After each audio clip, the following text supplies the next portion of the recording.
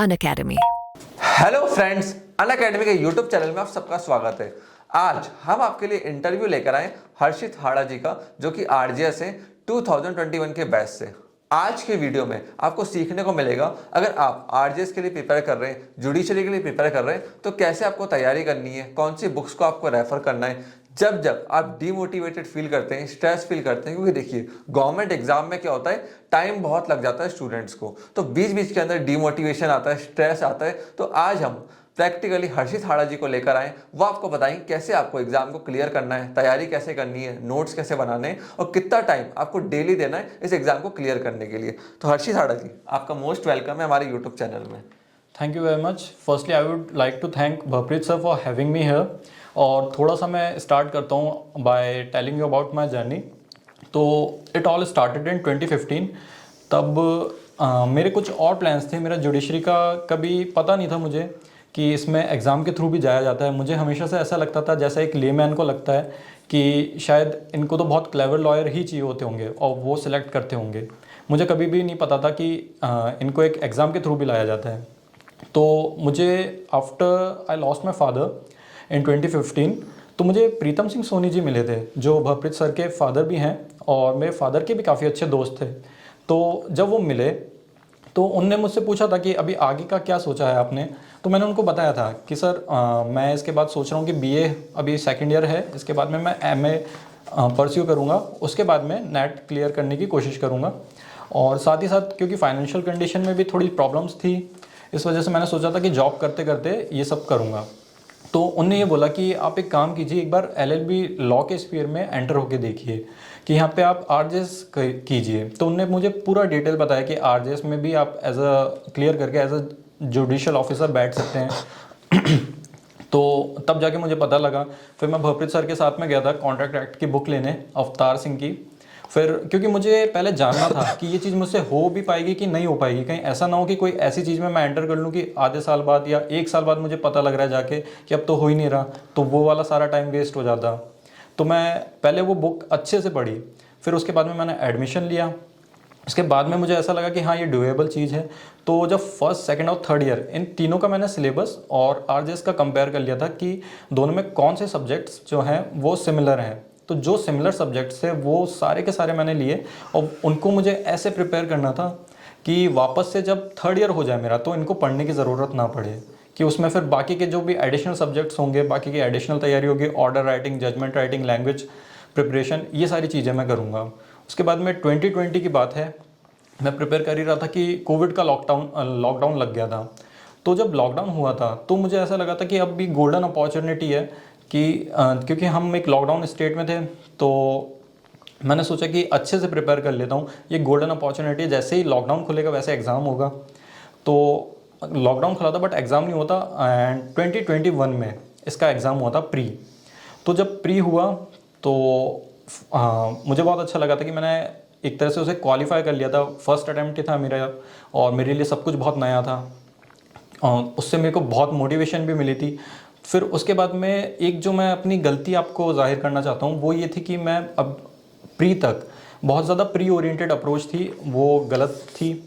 लेकिन लकीली हमें मेंस के लिए 5 महीने का गैप मिल गया था, तो मैंने जितनी भी गलतियाँ थी वो सारी सुधारी। उसमें मैंने राइटिंग प्रैक्टिस की, क्वांटिटी क्वालिटेटिव राइटिंग दोनों चीज़ें की। उसमें लैंग्वेज प्रिपरेशन की, ऑर्डर राइटिंग की, जजमेंट राइटिंग की, आंसर प्रैक्टिस की। जितना मुझसे हो पाया मैंने उतना किया और finally my attempt got successful और I was qualified for the interview. जब बात आती है इंटरव्यू की, तो इंटरव्यू में मैंने हमेशा मॉक इंटरव्यू देना, फिजिकली जाके देना प्रेफर किया रैदर दैन कि ऑनलाइन दे दूं। क्यों? क्योंकि वहाँ पे मैं ज़्यादा था, तो I wanted to get used to that decorum जो वहाँ पे होता है एक्चुअल में इंटरव्यू में, जो 3 लोग बैठे होते हैं वो पूछते हैं, इस वजह से। और एक चीज़ मैं आपको बताना चाहूँगा, देखिए प्री और मेंस की बहुत अलग तैयारी होती है, इंटरव्यू की बहुत अलग तैयारी होती है। उसका रीज़न बीइंग कि प्री और मेंस में जब आप लिखते हो वो पेन पेपर बेस्ड आंसर्स होते हैं, तो वहाँ पे आप ना 2 मिनट अपने लिए ले सकते हो अगर आपको आंसर याद नहीं आ रहा है। अगर इंटरव्यू में आप अटकते हो तो अच्छा इंप्रेशन नहीं जाता है। तो ये वाला एक डिफरेंस होता है कि प्री और मेंस में और इंटरव्यू में आपको जो है वोकलाइजेशन सीखना पड़ता है सारी चीज़ों का, कि अब वो काम नहीं होता कि पेन और पेपर वहाँ पे आपको दे देंगे। तो that was it about my journey.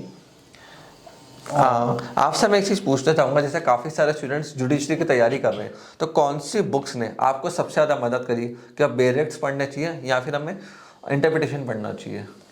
Sir दोनों चीज़ें हैं। जो बेरेक्ट्स होते हैं वो तो आपको ऑफ कोर्स पढ़ने ही हैं, बट जो सोर्सेज हैं एडिशनल सोर्सेज, वो मुझे लगता है कॉन्सेप्चुअल क्लैरिटी अगर आ जाए तो बहुत ही अच्छा है। उसके लिए एक कोई सिंगल सोर्स तो नहीं है, क्योंकि ऑनलाइन भी बहुत सारे सोर्सेज होते हैं, ऑनलाइन वेबसाइट्स हैं, ऑनलाइन ब्लॉग्स हैं, उन पे भी आप देखिए। आप टेक्स्ट बुक्स भी ले लीजिए, एक लिस्ट ऑफ बुक्स है वो मैं भवप्रीत सर के साथ में शेयर कर दूंगा और ही विल फॉरवर्ड यू। और जहाँ से आपको सीखने को मिले वहाँ से सीखिए, कॉन्सेप्चुअल क्लैरिटी ज़रूर रखिएगा। सिर्फ बेरेक्ट अगर आपने लैंग्वेज पढ़ ली तो कई सारे सेक्शंस ऐसे होते हैं आपको समझ में नहीं आएंगे। ओके, तो हमने प्री के लिए तैयारी का कितना टाइम देना चाहिए एक स्टूडेंट को पर डे? सर प्री के लिए मैं ये मानता हूँ कि प्री जब एक बार आपके एडमिट कार्ड आ जाते हैं, उसमें डेट डिक्लेयर हो जाती है, तो 1 या 1.5 मंथ से आप MCQ सॉल्विंग की प्रैक्टिस करना, उसके पहले कोई मतलब नहीं है। उसके पहले आप मेंस की कर लीजिए। अगर आप क्योंकि अगर आप 1.5 मंथ पहले भी अगर MCQ सॉल्विंग की प्रैक्टिस करते हैं, स्टार्ट करते हैं, तो वो भी बहुत सफिशिएंट होता है। आप 250 to 300 MCQ per day solve कीजिए, इतना सफिशिएंट है प्री के लिए, क्योंकि उसमें आंसर आपके सामने ही होता है। ओके, एंड मेंस के लिए कितना टाइम लगता है तैयार करने में? कितने टाइम पहले से तैयारी चालू कर देनी चाहिए? सर मेंस की मैं मानता हूँ कि डे 1 से ही कैंडिडेट को स्टार्ट करना चाहिए, कि उसको वेट नहीं करना चाहिए कि आज अगर ये पढ़ा है तो उसको at least half of the section तो लिखना आना ही चाहिए। Okay okay sir. तो सर जैसे स्टूडेंट है, अब वो पढ़ाई कर रहा है प्री के लिए, मेंस के लिए, तो कुछ टाइम वो डिमोटिवेटेड भी फील करता है, क्योंकि बहुत लंबा समय लग जाता है एग्ज़ाम होने में, रिजल्ट आने में, और फाइनली जब तक स्टूडेंट का सिलेक्शन नहीं होता उसको रिजल्ट नहीं दिखता है। तो उस टाइम आप कैसे मोटिवेटेड रहते थे, खुद को इंस्पायर्ड रखते थे? सर देखिए, ये जो चीज़ है ये मैं मानता हूँ कि एक बहुत ही ज़्यादा वल्नरेबल एज होती है कैंडिडेट की, 21 to 29।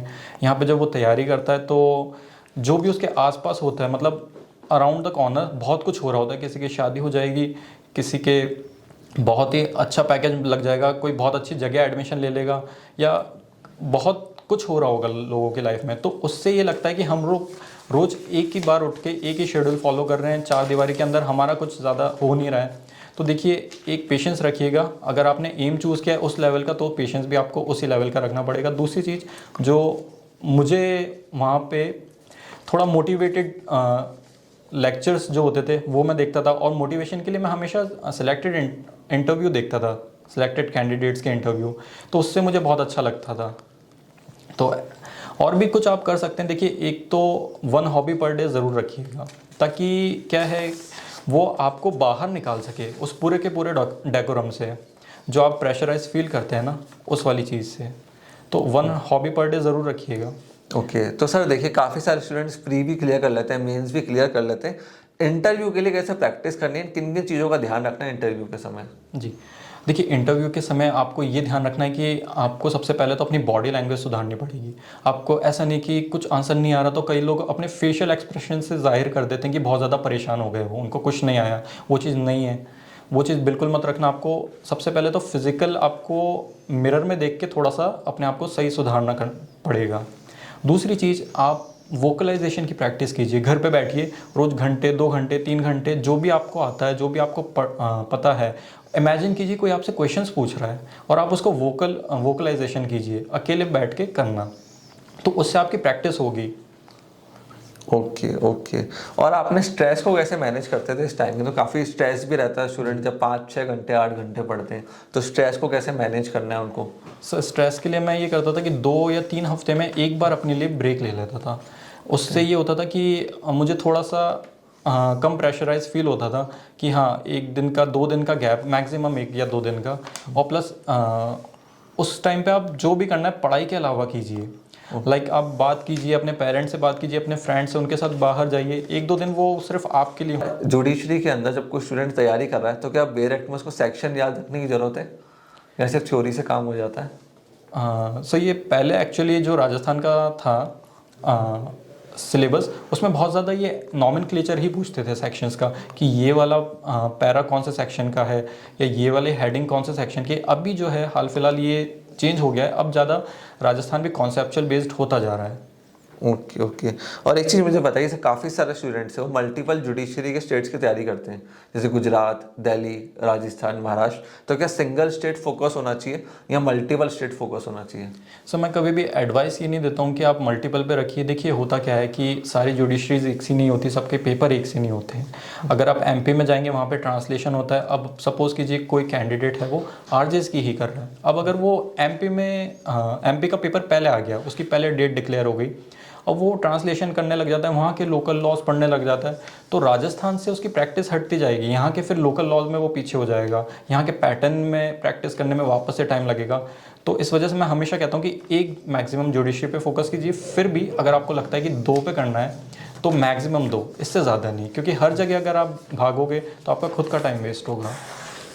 Okay okay okay, thanks a lot Harshit sir, आप यहाँ तक आए, हमारे स्टूडेंट से इंटरेक्ट करने के लिए, आपने इंटरव्यू दिया, अपनी वैल्यूबल इन्फॉर्मेशन हमारे स्टूडेंट्स के साथ शेयर करी। स्टूडेंट्स, अगर आप लोग जुडिशरी की तैयारी कर रहे हैं, इंग्लिश, हिंदी, लॉ के सारे सब्जेक्ट्स आप अनअकैडमी की वेबसाइट से आके ले सकते हैं या हमारी मोबाइल एप्लीकेशन से आके ले सकते हैं। डिस्क्रिप्शन के अंदर आपको हमारे सारे लिंक्स मिल जाएंगे, जहां से आके आप हमारे कोर्सेज को एक्सप्लोर कर सकते हैं, जहां पे हम स्टूडेंट्स को इंग्लिश, हिंदी सारी गाइडेंस देते हैं कि कैसे उसको तैयारी करनी है। सारे लेक्चर्स हमने ऐप के अंदर अपलोड कर रखे हैं। सो स्टूडेंट्स, अगर आपने इस वीडियो को यहाँ तक देखा है तो प्लीज़ लाइक बटन दबा के जाना और चैनल को फटाफट से सब्सक्राइब कर लो, क्योंकि जैसे ही हम जुडिशरी के और लेक्चर्स लेकर आए आप लोगों को तुरंत उसके नोटिफिकेशन मिल जाए। आपने इस वीडियो को यहाँ तक देखा उसके लिए धन्यवाद।